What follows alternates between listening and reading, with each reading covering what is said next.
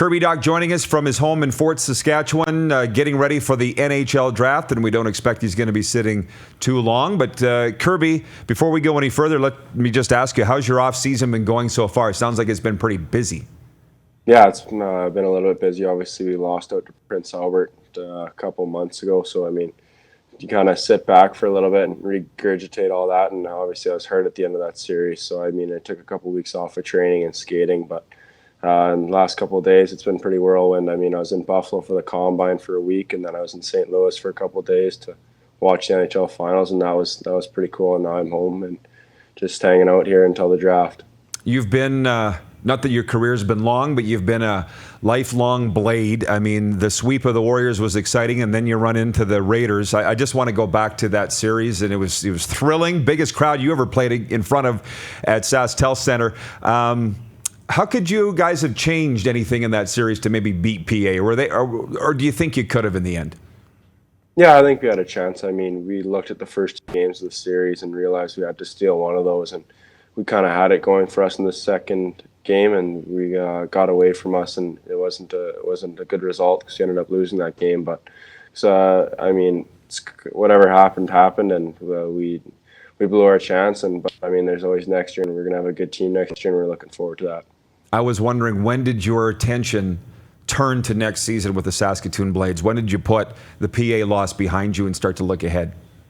Yeah, I mean, it took a couple of days off and just to sit back and realize what happened. And I mean, you're pretty upset and hurt and with all that stuff. But I start looking towards next season. You start getting to the gym, and it just makes you want it that much more. And I mean, anytime you're going to step on the ice in Prince Albert next year, it's going to have a salty feeling in it, but it's going to be a feeling that's going to help me push myself. I'm sure you've been asked this question by all the scouts and the media too, but this season for you, this past season for you, did you hit what you had hoped? Did you play as well as you thought you could have, or did you leave anything out there?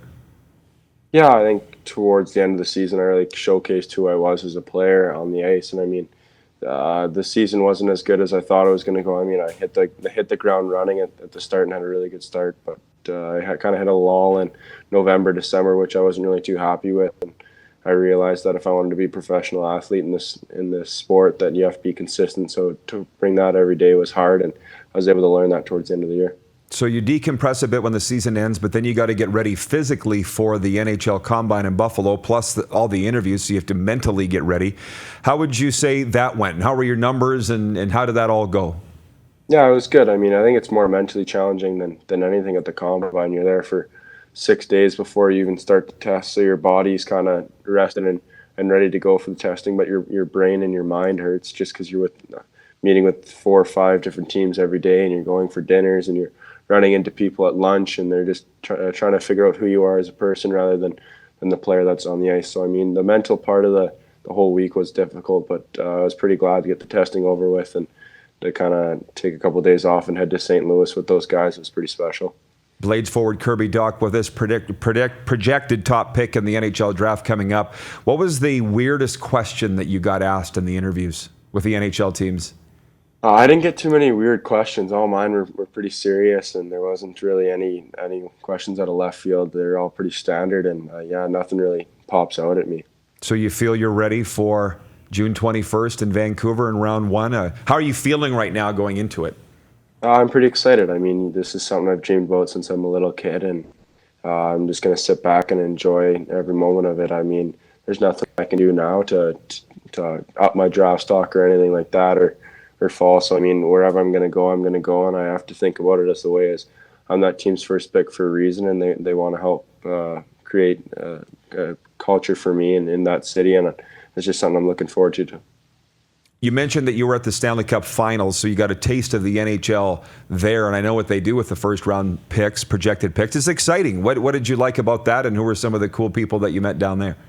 Yeah, obviously met a great group of people down there on the Blues and the Bruins, but our guy that kind of chaperoned us around, Dave Keon, did an unbelievable job of treating us well, and Dan Marr, the head central scouting guy, and they did an unbelievable job of treating us good and making sure everything was right for us. And obviously we met a lot of great people. I mean, the one person that we met was Wayne Gretzky. You got to meet Gary Bettman, Brett Hall, all these former players that played, and they're legends and greats in hockey, Hall of Famers. So that was pretty neat. And I mean, I'm a bigger guy on the spectrum of things, and to kind of look at how big some of those guys are, it shows just how long of a road I have in front of me to kind of be able to play at the NHL.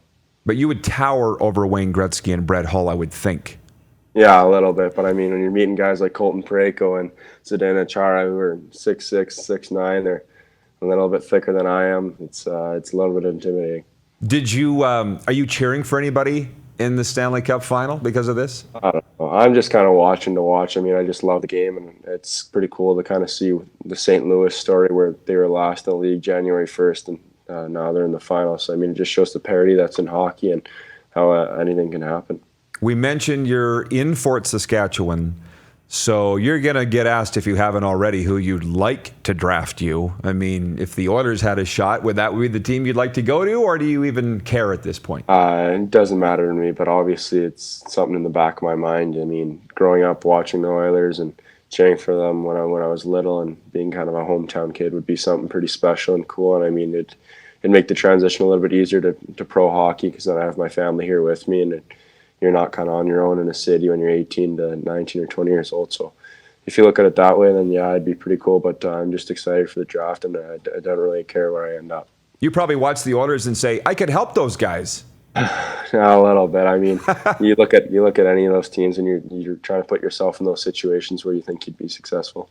So are you on pins and needles heading into the draft? You said that you can't do any more now. I mean, it's been a busy offseason, but then July, August are going to be pretty busy too. Are you going to get a chance for a break after this?